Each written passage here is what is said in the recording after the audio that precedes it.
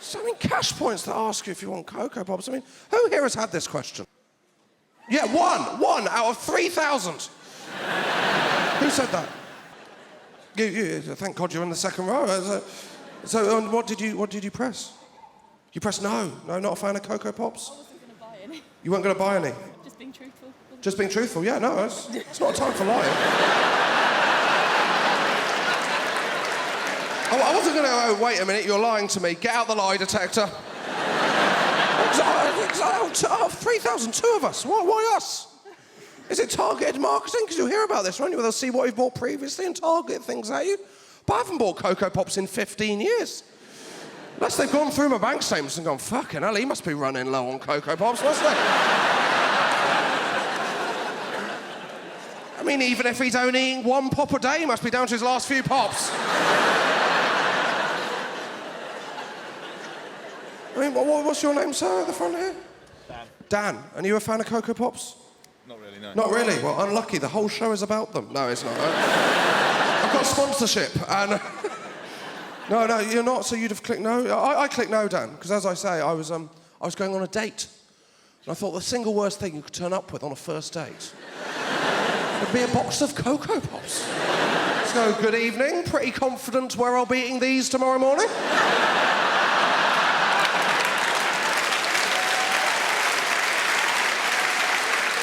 Oh, yeah, I like the look of you, but not your taste in cereal, yeah? It's not the sexiest snack in the world, is it? Never in a film do you see a woman in bed smoking a cigarette while a guy next to her tucks into a bowl of Coco Pops. I haven't eaten them in years. I didn't really get to eat them when I was a kid because my parents would have the healthy cereals. Like, the only time I'd get to eat them was when occasionally, as a treat, my parents would get me the Kellogg's Variety Pack. Oh, exciting in the room there.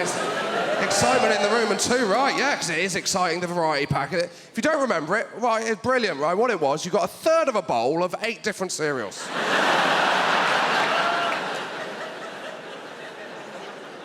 And the variety was that 4 of them were nice, and the other 4 would ruin the rest of your fucking week. That was it. Always the same 4 at the end, always the same 4. Special K. Don't know why that's in a variety pack. I'm eating a variety pack. I'm not a menopausal woman. Huh? 2 boxes of cornflakes, because that is always the one that doubled up. One kid at my school once claimed he got double ricicles. Bullshit, mate. Same kid that once claimed he got yogurt in both sides of a fruit corner. No one has ever lived that dream. And then the final one called Kellogg's Start, that was apparently for athletes. So never have I seen this proven. Never seen Dwayne Chambers run the 100 metres in 8 seconds and then go, fucking hell, I hope they don't test me for Kellogg's Start. I've had 16 bowls of this stuff, I'm buzzing off my tits, it's unbelievable. The only time you see the variety pack now is when you're in a hotel in the breakfast buffet. They'll have the little boxes of cornflakes out, because it's always the cornflakes. They're eating the good ones for themselves, that is obvious. And I will eat the cornflakes in that situation, because in a hotel breakfast buffet, I will eat fucking everything. So if I sit at home, I will have cereal or toast for breakfast. At a hotel breakfast buffet, I'm having cereal and toast as my fucking starter. Oh, we did combinations you would never consider at home. Just coming out going, what have I got? 8 hash browns topped with some Dutch cheese, actually, yeah. Then I get 4 pain au chocolat, 6 croissants, 8 segments of a fruit I've never heard of, all washed down with 12 of the smallest orange juices you have ever seen in your life.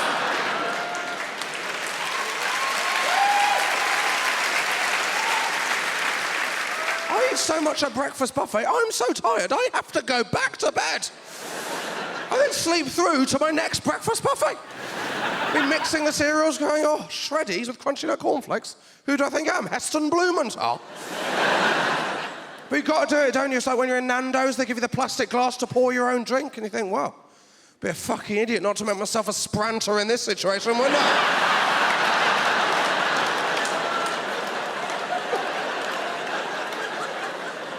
What am I having? Have a Sprocofola, actually, all 3 of them. What did it taste like? Utter shit. Absolutely dreadful. That's why they've got the sinks, that's the reason. Because I struggle with technology, I do. Like, I've got an iPhone, I thought that was going to improve my life. It has not. I mean, there are apps on my iPhone I'm yet to use. I'm yet to use the Compass app.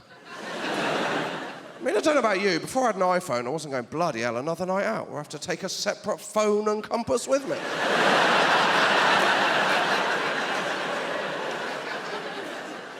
I mean, I love making a phone call in a northwesterly direction, but this is taking the piss. Little tip, right? If you're in a situation where you need to use a compass, your iPhone will have died fucking hours ago. Because my iPhone has the lifespan of a moth. My life is now just me going into rooms and looking for plugs. That is all it is. I can't make a phone call without having it plugged into the wall. Basically, I've gone back to having a landline.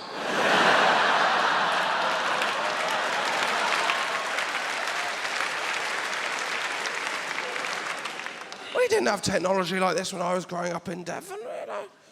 When I was growing up in Devon, the most advanced technology I had was if I held a buttercup underneath another child's chin.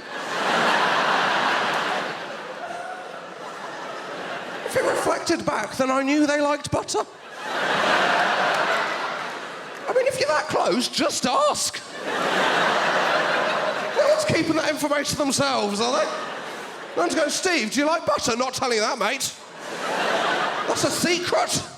Taking that one with me to the grave. No one's being interrogated about that at Guantanamo Bay, are they? Okay, he's not cracking under questioning. Fetch the buttercup, we'll get this out of him. Don't worry, I've got him tied down with a daisy chain. He's going fucking nowhere. How long's he been here? Well, let me just check by blowing the seeds off this dandelion. Since 1 o'clock.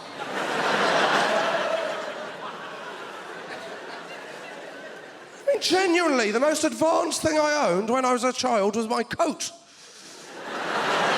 It was, because I had one of those coats where for the first 6 months, I didn't realise I had a hood. Because it zipped into the collar. What is that for? When am I ever going to need to zip my hood back into the collar? Just go a formal occasion. Well, let me just zip my hood back into the collar of my shell suit jacket. Just trying to lose someone in a chase, nip down alleyway, zip your hood in, come out, then go, where the fuck's he gone? Oh, no, it looked like that guy, but the guy I was following had a hood. What was the hood like? The thinnest hood I've ever seen in my life. My button's undone. I mean, that's the kind of technology I needed when I was a child, right? It's actually quite difficult to do up one hand. How was the DVD? Didn't really get the bit about the buttons. I mean, I thought it was Camille O'Sullivan doing burlesque at one point. That couple sat there going, oh, at last, some flesh. Oh my God, now I'm paranoid. How did that happen? I mean, you don't have technology now. Like, technology has got out of control, hasn't it? It has. Like, you know, you've got shirts that can't button up, but now, have you tried signing for a parcel recently? I mean, that is useless technology. That used to be fine with a pen and a piece of card. Now they've got this digital screen and this plastic stick. And all you can do is a kind of zigzag up and down line. There's no relation to any signature that's ever existed. Is that your signature? No. Looks like the mark of Zorro. Is anyone checking this at the post office? I've got bad news. Zorro is back. And he's signing for every parcel in the United Kingdom. No, I had to move recently. I hired a man in a van. I don't know if you've done this. It's a great deal. It's a great deal. What happens is you phone up and you ask for a man in a van, and then they send you a massive bell end in a van. That's how. I knew it was a bell end before he got there, right? I phoned him because he was late. He said, yeah, I'm just going down the high street, right? Just going past that bookshop. Waterspoons. That is not its name. What you've done there is confused two very different levels of shop. Where am I? Kentucky Fried Specsavers, actually, yeah. Do you want to meet at WH Greg's? It was worse when he turned up, he said, oh, I am knackered. And I thought, well, it's not going to improve anytime soon. I said, why are you knackered? He said, oh, well, I've got a new girlfriend and we're up all night because we're making a home porno. That is not an opening gambit. What am I meant to do with that? All you've done there is make me feel very awkward. So now I know we've got nothing in common. I mean, I would never make a home porno. I wouldn't, because I don't like hearing my voice played back to me. Let alone when I'm panting and apologising.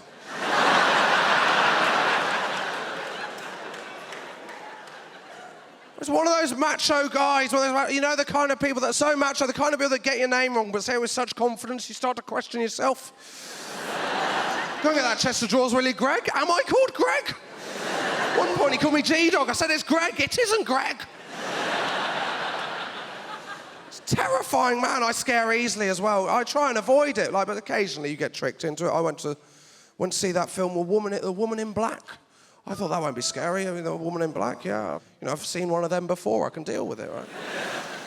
Turns out The Woman in Black is a ghost that kills children. That is what the fucking film should be called. The ghost that kills children. The fact she's wearing black is neither here nor fucking there. If you were describing her to a mate, you wouldn't go, you remember Sandra, what was she like? Well, the main thing was she wore black. Anything else? Yeah, she walks through walls and murders children, yeah. It's like going, oh, you remember Peter, don't you? He wears green. No. He flies around Neverland fighting pirates. I mean, for fuck's sake. Do you remember Tony with the red neckerchief? No. Tiger loves Frosties. I mean, come on. This man in a van, terrifying man, this man in a van. And he'd say mental things, but because I was scared of him, I couldn't laugh. That was the worst. He was saying, I said, oh, do you always work alone, right? This is what he said. He said, oh, no, I've got a mate who sometimes works with me, but he broke his foot recently when he dropped an anvil on it. An anvil? I'd never even seen one of them in real life. I mean, who's your mate? Wiley Coyote? I expect him to say, yeah, he did try to drive here today, but sadly, he drove into a rock that someone had drawn a tunnel on. We're all having to carry stuff, or in a group, and I'm terrible at carrying in a group, so I'm one of those people, and there'll be quite a few of you here tonight that are like me, where I think I'm helping, but halfway round, whatever the object, I will realise I'm taking absolutely none of the weight. It's making no difference at all. We can't start taking the weight, because then I know we weren't taking the weight in the first place. Can't just walk away. So in the end, you spend your day miming carrying a variety of objects. It's going, bloody hell, this piano's heavy, I imagine. I've got no fucking clue. But the worst was, me and him got in his van to drive the stuff. It's just me and him. And he was basically on heat, right? Because this was when he decided he was going to wind down his window and start shouting his chat-up line at girls, right? It's a good one. You might want to try it yourself, right? It was a good one, right? It was Hey, love, do you want to get in my van? No takers. And it was awkward because they were offended. It looked like I was his mate. I wanted to lean across and go, just so you know, I don't know this guy. But I thought, A, that'll create an awkwardness between us, and B, it'll look like I was someone who responded to his invitation 5 minutes ago.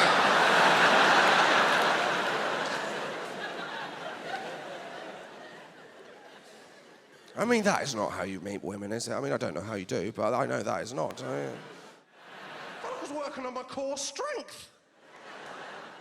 You've been working out, not just sleeping on a single bed, I'm ripped.